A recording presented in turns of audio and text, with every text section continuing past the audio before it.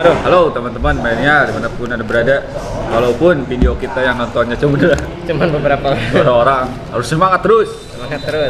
bikin kontennya. Iya, tetap kita harus semangat. Harus semangat.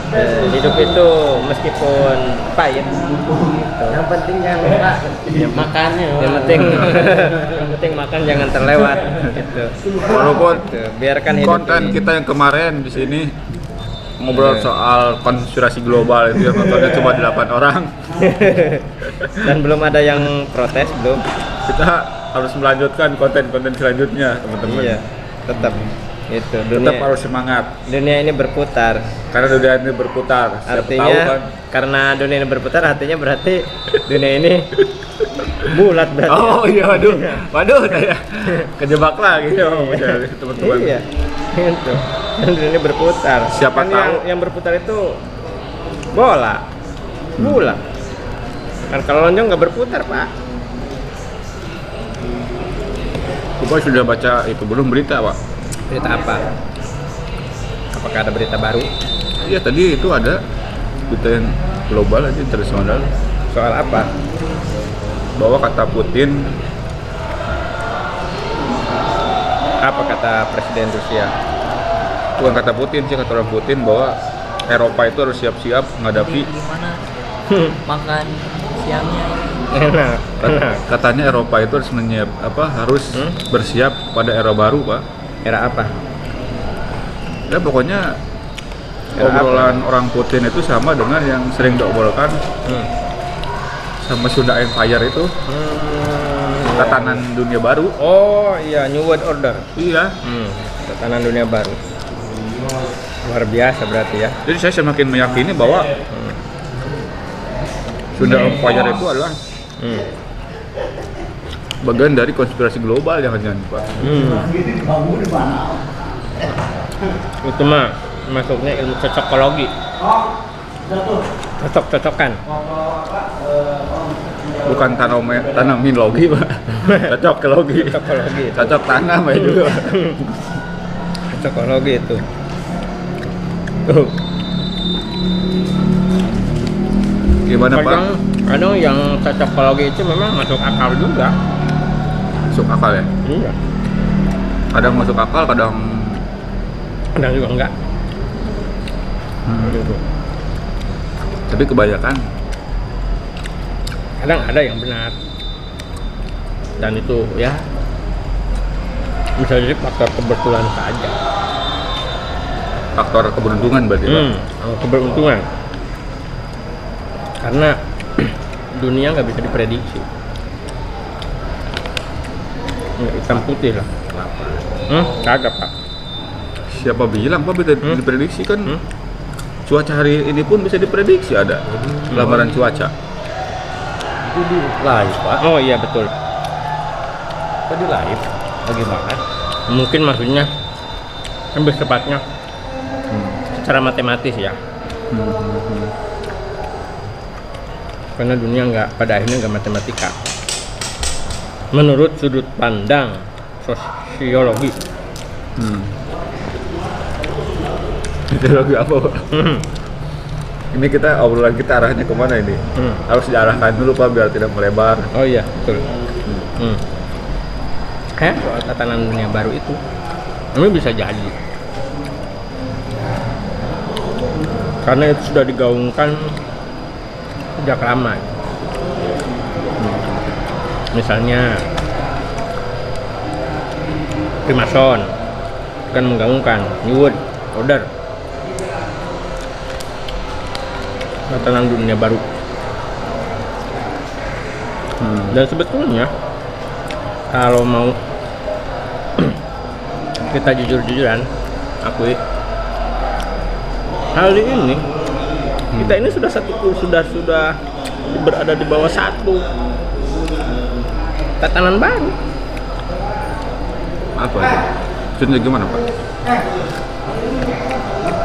Enggak, dunia sekarang diatur sama siapa? Sama yang punya pemodal kan? Sama yang punya modal, yang punya uang.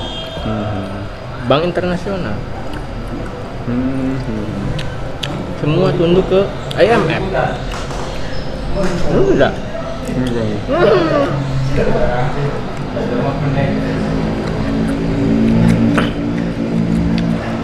Faktanya kita sekarang sudah diatur oleh itu.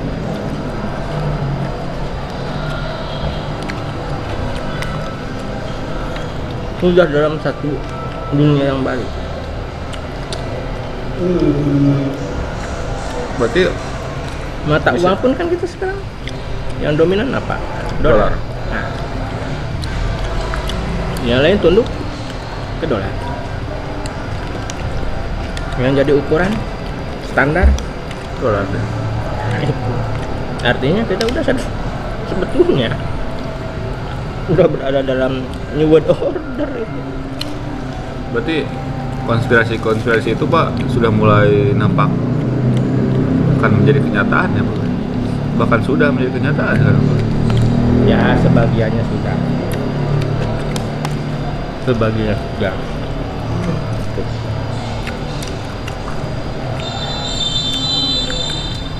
Terus soal Putin, bisa jadi yang dia maksudkan itu tatanan dunia baru yang akan diatur oleh Rusia. Jadi karena Rusia pengen merebut dominasi dunia. Itu jangan salah. Rusia menginvasi itu salah satunya kan motifnya kompetisi dengan Amerika. Itu tidak Betul. karena dia ingin menantang dominasi Amerika untuk menghasilkan dominasi baru. Kan begitu. Ini jangan salah, antara Rusia, Amerika, Uni Eropa itu kan ada pemain baru, banyak pemain baru. Di antaranya apa? India, Cina, dan yang tentu saja berpotensi ya Indonesia. Jika Indonesia bisa memainkannya, kalau Indonesia bisa memainkan, bisa jadi nanti New World Order itu Indonesia. Bisa jadi. Bisa jadi. Kalau melihat potensi sumber daya dan makan dulu. Kasihkan jajan di luar ini. Ngeri lah. Keliling teh belum ada pencairan. Kalau lihat sumber daya manusia, sumber daya alam dan sebagainya, harusnya New World Order itu yang berkuasa Indonesia. Harusnya ya Pak. Iya.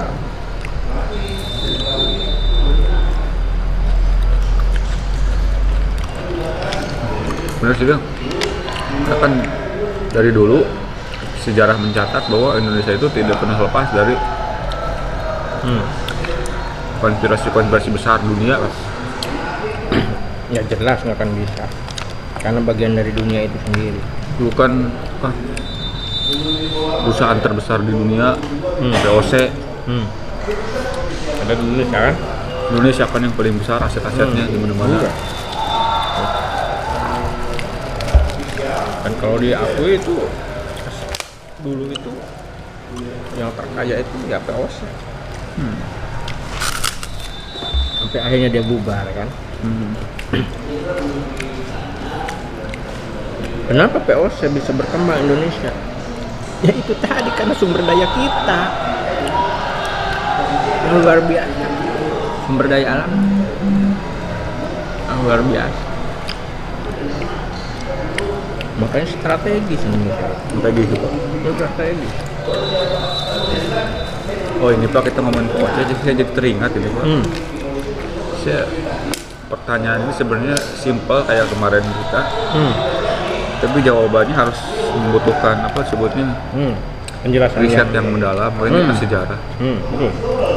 Itu kan secara apa? Sekarang kan sudah masuk kurikulum pendidikan di Indonesia ya. Iya. Jadi tidak bisa dibantahkan lah. Itu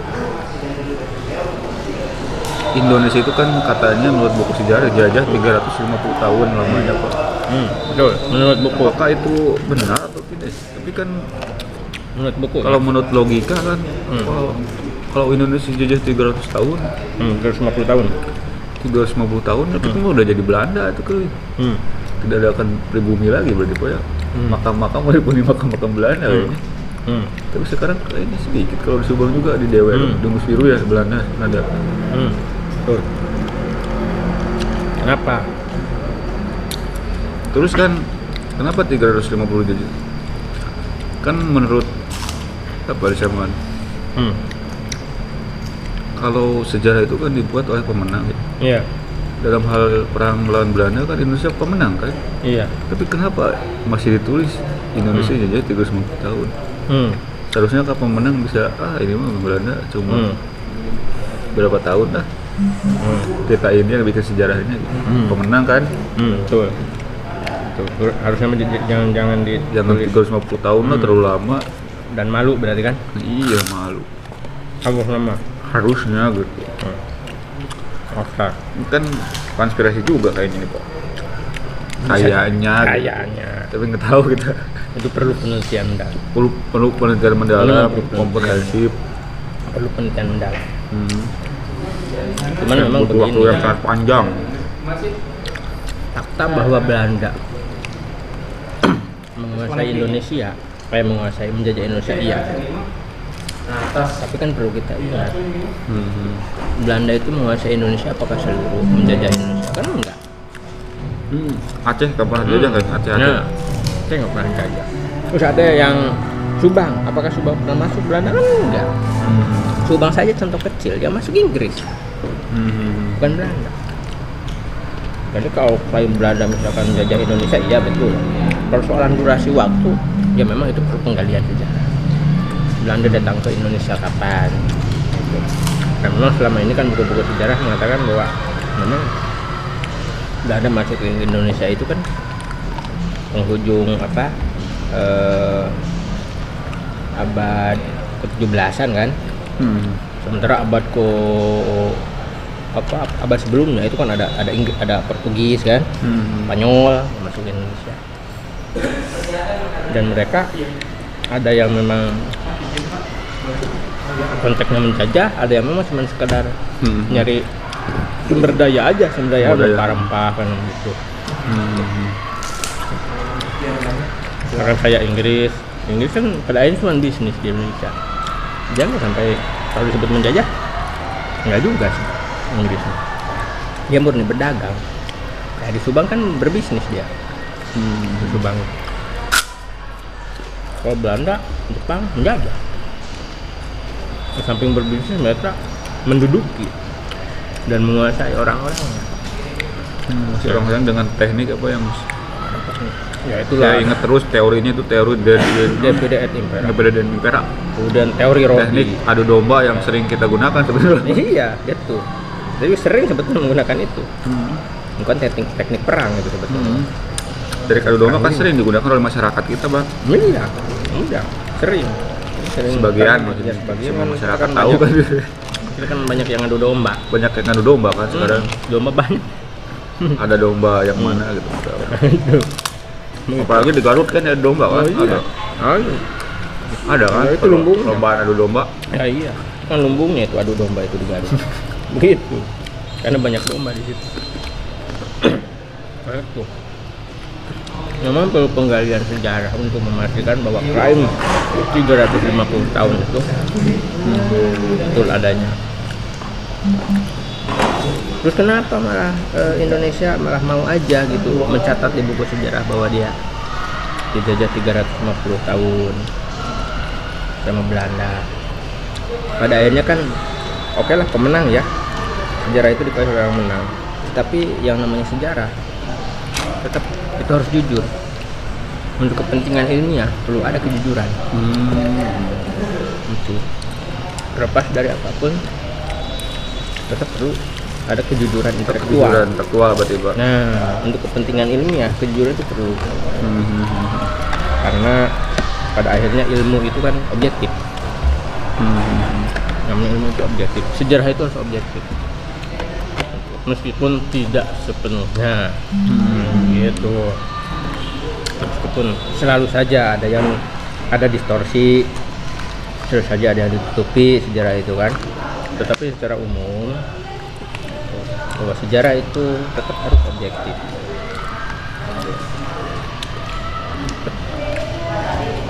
Dan memang kalau lihat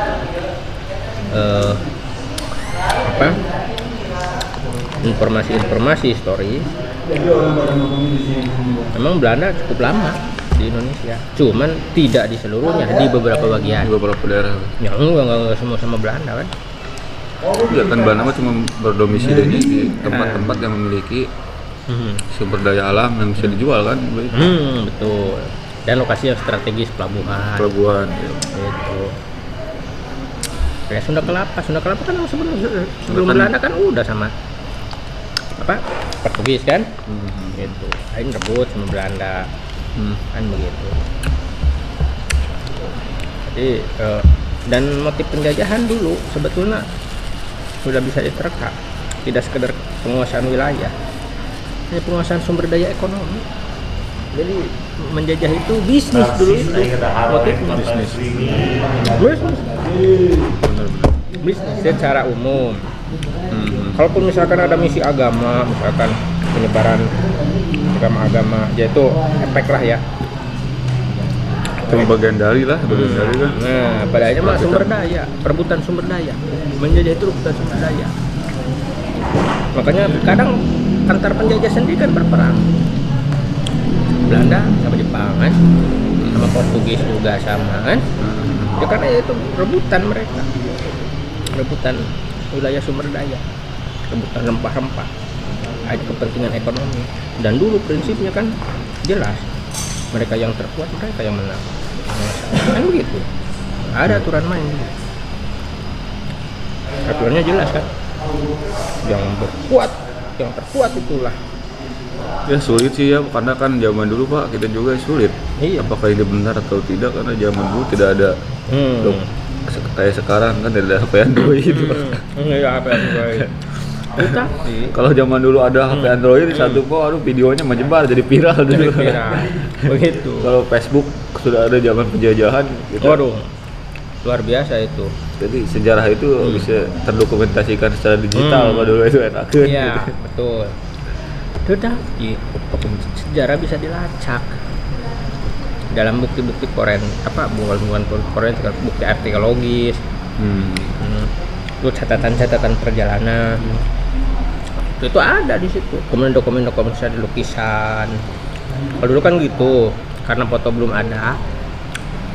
Itu foto yang modern kayak kita ya. Ada lukis misalkan nih, ada lukisan soal anu. Itu bisa jadi bukti sejarah. Ya tuh itu yang mencarinya itu Pak membutuhkan waktu cukup lama dan tidak sebentar gitu. Oh iya, itu kan resiko seorang sejarawan begitu. Resiko sejarawan membutuhkan biaya yang besar juga Pak nantinya. Ya iya. Perlu biaya besar, dan biasanya kalau orang-orang luar investigasi sejarah itu ada yang memodalin. Kalau kita di Indonesia gimana besaran? Nih sekarang udah cukup bagus.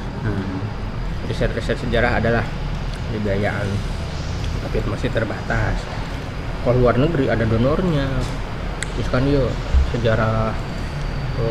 sejarah orang Jawa yang tinggal di Amerika misalnya. Nah, mereka karena berkepentingan ke itu, ada yang modalin tuh. Ada kan penelitian sejarah, biaya ini risetnya. Iya ada akomodasi khusus NGO sejarahnya khusus ada ya. Gitu kalau di luar negeri itu, karena mereka mah sangat menghargai sains. Karena sains itu bagi mereka tidak sekedar konsumsi ilmu pengetahuan, pada akhirnya sains itu bisa jadi sumber daya, bisa jadi sarana ekonomi dan sarana politik bagi orang-orang lain. Benar nggak jadi sarana politik? Ya iya, mereka yang menguasai sains, mereka yang menguasai teknologi bisa nundukin yang lain kan. Indonesia kan coba enak teknologi HP, TV dan sebagainya. Ya benar kan. Mereka yang awalnya dari apa? Dari ilmu kan, dari sains. Benar kan, mereka yang tahu sejarah masa lalu. Nenek moyangnya mereka yang mengusir ini karena mereka tahu kok itu. Iya. Dulu itu nenek moyang mereka berhasil itu melakukan apa sih? Iya. Jadi kalau diteliti dengan baik kan kita bisa tahu kan. Kehebatan. Dulu itu misalnya kakak saya ini dulunya hobinya ini ternyata kepintarannya ada di titik ini. Jadi kan bisa dipelajari Iya. oleh kita yang sebagai penerus ya, Pak. Pelajari, ditiru, dikembangkan. Yang sudah ditiru dikembangkan. Apa yang kurangnya? Gitu. Kurangnya digali lagi, di riset. Diadakan riset. Begitu. Benar-benar. Itu. Nah, kita itu belum sampai ke situ. Coba lama kita riset. Kenapa nih Majapahit misalkan bisa gede, menguasai Nusantara? Gali sama kita apa aja. Oh, ternyata Majapahit itu hebat nih Oh, ternyata dalam maritim. Itu ya sekarang sama presiden di gembal-gembulan itu. Kita harus menguasai laut. Karena dulu Majapahit menguasai laut. Nenek moyang kita itu dulu penguasa laut, Pak. Begitu. Majapahit gede itu kan menguasai laut. Tidak hanya daratan. Ada lagunya. Sriwijaya gede menguasai laut. Makanya sekarang presiden maritim kuasai itu salah satunya. Kan ada lagunya nenek moyang kita seorang pelaut. Nah itu menguasai laut. Karena kita mah sudah mah ngarumasa sendiri karena orang mah negara kepulauan, bukan negara daratan pun. Beda dengan Eropa, Rusia, Amerika. Itu negara kepulauan. Benar-benar. Kalau negara kepulauan yang harus diperkuat namanya maritim lah. Maritim ya, kepulauan kan banyak pulaunya. Maritim. Kita itu kan 17.000 lebih pulau ya. Iya. Makanya kalau Indonesia pengen kuasai maritim, kapal-kapal laut harus diperbanyak, kapal udara perbanyak, penjagaan laut. Kalau perlu bongkar bawah laut, bikin. Benar. Aku membantu menyen produksi senjata di jero laut. Kita tinggal di batu. Kapal teh luhur teh asup ka laut menghilang. Ini mah di jero ya bungker. Jadi kita pas diserang ku batu teh mana kapal datanya nyarumput di jero laut. Itu yang hebat itu begitu. Benar. Barinya tuh bari Kita ini lagi berbicara, Pak, membicarakan arah dunia kemana. Kita ini peduli terhadap tekanan dunia. Berpikir besar, beraksi kecil kita ini. Jadi kita membicarakan bagaimana caranya ke depan kita menguasai dunia. Gitu. Jangan sampai dunia menguasai kita gitu, Pak. Itu. ya juga Pak. Cek batu teh cager jangan tidak. Betul guys. Kabulan dan masih kan ngaributkeun rokok teh aja ade. Batu di kabulan dia ngomong katanya bensin, wah bensin, aduh. Gitu. Begitu. Iya. Ya begitu, Pak. Jagoan atau Lebih bagusnya. Sa, si Gali ujungnya atuh langkung bapak udah baru luar eta mah tara ngilu barang. Banyak kesibukan lah Gali sama Kembali Lukman. lagi, Pak, fokus lagi ke arah pembicaraan kita. Betul. Jadi- Itu bagusnya karena Indonesia ini maritim, negeri maritim. Itu maritim harus diperkuat. Kalau perlu produksi senjata dan bungker-bungker di bawah laut. Bikin laut. instalasi militer bawah laut. Sehingga tidak terdeteksi. Begitu. Mau apa, Pak, ini, Pak? Sepertinya Gimana maksudnya, mau gimana? supaya herang akan tinggalin. Anjir. begitu, Pak. Itu teman-teman, itu ada intermezzo dulu. Termejo dikit. Jadi biarkan orang luar itu tidak tahu sih senjata kita, tidak tahu persediaan militer kita sendiri. Jangan tahu harusnya. Karena kan transparan. Bener sih sekarang. Di sini markas TNI masuk ke Google Map. Bener sih, emang Di tidak, sini markas polisi masuk ke Google Map. tidak Di ada. sini markas presiden, kantor presiden masuk. Perlakuan. Terus disertakan titik koordinatnya. Nah, Jadi itu. kalau di loket maka roket peluncur itu jadi Wah itu ya itulah. pas. akuratnya bukan 100% Nah, roket itu. itu tiba. Iya. Kalau ada titik koordinatnya kan Pak. Iya. Kecuali kalau kita mau punya perlindungan kayak Israel. Oh punya Iya. senjata apa? Jadi di senjata perisai. Oh perisai. Jadi kalau dia sembak kayak perisai langsung bekerja menahan. Itu lokasi-lokasi vital ada Oh perisai. itu kan. Kecuali mungkin itu. Selama itu tidak ada ribu Pak. Ngeri gitu. Dan itu biaya perisai itu mahal apa sekali meluncur itu kan ribuan Ya mahal kalau beli. senjata itu. Mahal kalau beli. Coba kalau produksi sendiri. Iya kan kita punya Pinden, Dahana, Nah itu. Ya hasil. Tetelen. Kita punya itu kan salah satu modal kita itu untuk pertahanan dalam negeri. Begitu. Pak. Kita ini negara maritim. Sejarah kita sejarah maritim Indonesia ini. Kerajaan-kerajaan kita besarnya dulu itu karena maritim, menguasai laut mereka. Sampai Kaisar Cina tidak bisa menaklukkan itu karena kita punya kekuatan maritim yang luar biasa. Diakui Pak kekuatan maritim kita itu Pak. Oleh Kekaisaran Mongol itu diakui. Sangat diakui berarti dulu itu. Bukan Indonesia dulu tersebut apa kita sebelum Indonesia Pak? Kita ini apa ya? Indonesia itu. Kita itu kan berasal dari tanah ya Pak. Ya iya semua juga dari tanah. Bukan Pak. kita itu kan dulu itu nenek moyang kita Pak, bangsa Mongol itu bangsa apa dulu Pak? Bukan lah.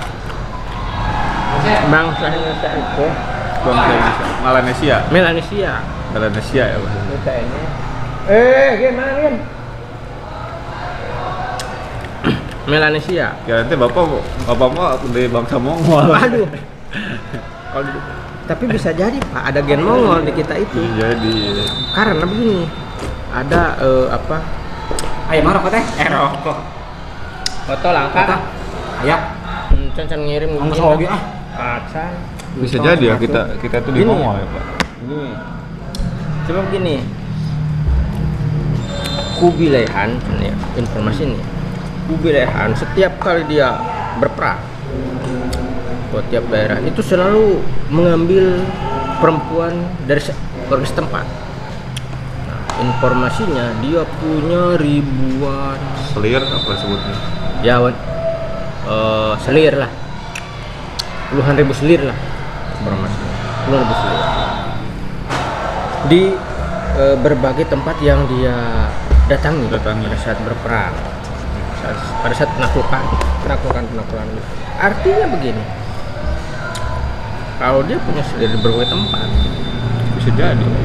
terus dari hasil selirnya itu menghasilkan keturunan, ada gen dia kan mengalir. Bisa.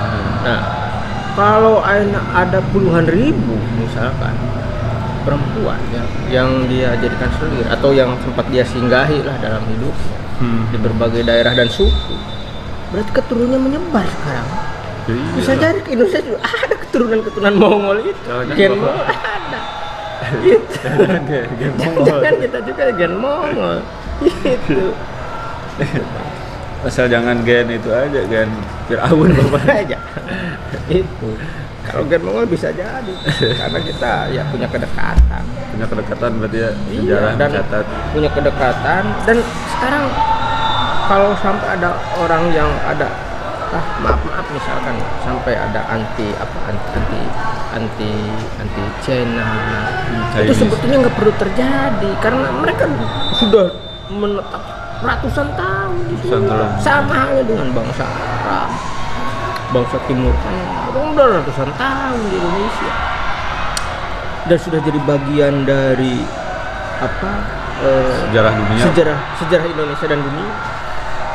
Orang Cina ada di Indonesia. Bahkan Nabi Muhammad juga pernah bilang kan, Iya. belajarlah sampai ke negeri Cina. Iya.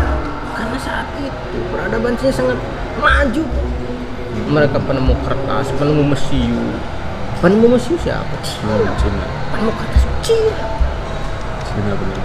Itu penemu tulisan-tulisan yang sebelumnya kan ada prasejarah ya. Prasejarah berarti kan belum ada tulisan. Nah, pertama kali tulisan ditemukan di Cina. Teknologi perang dan sebagainya Cina. Karena makanya Rasul belajar perang Cina. Karena waktu Rasul itu tumbuh dan berkembang, negara Cina itu peradaban udah berkali-kali lipat maju. Makanya ketika sekarang misalkan ada yang nyinyir misalnya atau khawatir ke Cina, ya, sebetulnya nggak berdasar, nggak beralas. Karena mereka sudah suka digunakan oleh kelompok tertentu dengan isu-isu sara. Ya itu kan politik pada akhirnya. Iya sih, pada akhirnya politik. Pada akhirnya itu ditunggangi oleh kepentingan politik sesaat. Kalaupun misalkan ada yang beberapa yang nakal ya wajar lah. Tiap bangsa selalu ada yang nakalnya kan. Iya kan, dalam segala bidang instansi manapun selalu ada oknum sebutnya. Oknum itu selalu ada di tiap negara, di tiap termasuk di setiap kelompok juga ada oknum. Ada selalu ada oknum. Tetapi yang pasti lepas dari pandangan orang, kita harus objektif juga menilai bahwa berbagai kemajuan masa lalu, peradaban masa lalu, selain peradaban Mesir kuno yang sudah maju ya, termasuk yang maju itu peradaban Mesir kuno, itu ada peradaban Cina yang sudah sangat maju untuk ukuran saat ini. Mesir dengan piramidanya, Mesir kuno waktu itu dan bahkan sampai sekarang diakui sebagai peradaban yang luar biasa. Bisa membangun piramid. Masih cara nyieunna itu. Itu kan tidak terpikir sampai sekarang terpikir. Teknologi modern saja belum mungkin saja masih kesulitan bikinnya kayak begitu. Apalagi dulu nggak terpikir sama kita ngangkat batu besar, batu raksasa bikin kan. Terus bikin tembok Cina yang hebat luar biasa, peradaban Cina. Itu ngomongin tembok Cina Pak, itu kan gede gitu. Luar biasa itu. Luar biasa. Berarti zaman dulu jangan-jangan ini ada raksasa. Nah, ya itulah. Itu kita tidak pernah tahu. Tapi bener sih, zaman Nabi Adam tinggi kan? Iya. Jangan-jangan emang bener ya, kan? Bisa jadi lah, bisa jadi. 30 meter kan tingginya. Memang kalau disebut bukan raksasa sih betulnya. Raksasa itu hanya karena kita ukurannya sekarang segini, dulu ukurannya lebih besar dari kita dan lebih tinggi, bukan raksasa. Ya kan? Karena ukuran mereka saat itu ya seperti itu memang. Nabi Adam kan tingginya sekitar 30 masa itu hampir 20 meteran lebih lah. Ya iya, ini 20 meteran lebih. Pohon, mantap wajar. Hewan-hewan pun kan geledek. Dinosaurus dulu, jangan-jangan ada dinosaurus. Ya, saya yakin seperti itu. Kan orangnya geledek gitu. Jangan-jangan dulu kayak kambing ya gitu peliharaannya dulu. Iya, dinosaurus itu ya kayak peliharaan kita, kambing, domba, mending, kerbau kayak begitu lah. Iya, jangan-jangan berarti ya. Itu. Ya, bukan jangan-jangan. Tapi kan harus diteliti dulu, Pak. Jangan-jangan ini. Ya, kalau penelitian kan sudah ada sebetulnya itu. Iya kan? Itu kan tengkorak-tengkorak peninggalan hewan masa lalu yang gede-gede panjang-panjang itu kan salah satu bukti. Bener itu Pak, saya juga pernah lewat baca artikel, lupa saya. Ada di Arab itu kenapa banyak minyak, karena di sana banyak zaman dulu itu. Hewan-hewan purba. Hewan purba. Iya, besar, gede. Besar karena orang-orangnya pun gede. Termasuk orang-orangnya dikubur di sana jadi minyak sekarang kan. Sedangkan minyak tidak terhingga. Nah itu bisa jadi kesan analisisnya begitu. Memang tinggi-tinggi zaman dulu itu tinggi-tinggi. Itu emang ada di hadis sahih bahwa semakin ke sini itu tumbuh kembang manusia udah semakin menyusut. Jangan-jangan nanti kita bisa jadi ratusan tahun kemudian segede gelas gini, jangan-jangan nanti ratusan tahun kemudian kan ada makhluk kurcaci ya, ada baru film Pak itu ya baru film ya film kan imajinasi kan imajinasi apa yang orang pikirkan itu ada dua kemungkinan. Ada karena dia ngawang-ngawang, ada karena dunia kenyataan. Tapi tersimpan di memori yang gitu toh. Terkubur puluhan juta tahun. Bener. Begitu. Karena apa yang terjadi saat ini dan saat depan itu pasti rentetan masa lalu yang akan terjadi. Ada istilah sejarah berulang. Oh benar, sejarah itu berulang Pak. Bisa jadi Kurcaci sudah ada dulu. Bisa jadi. Timpa lagi dengan orang yang tinggi, kembali lagi Kan begitu.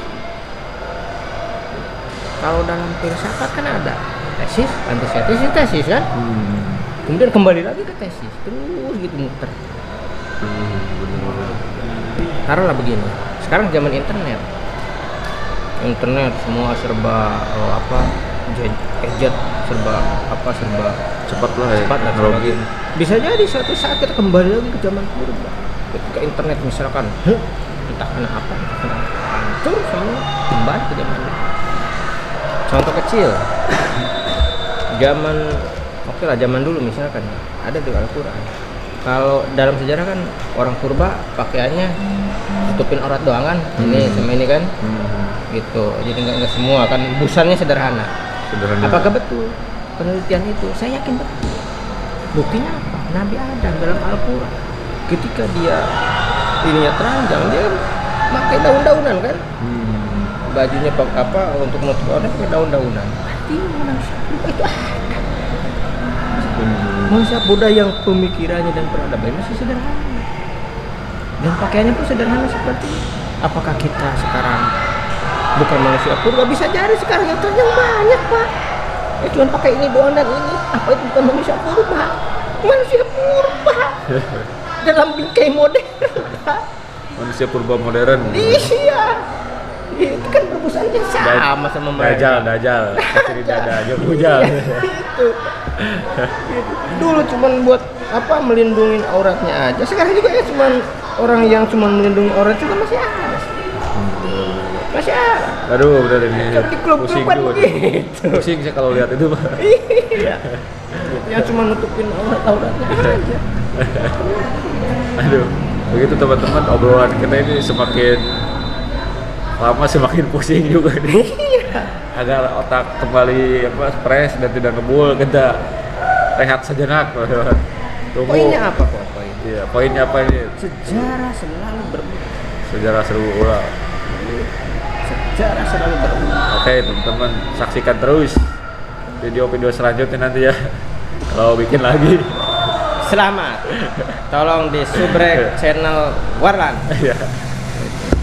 Support semua.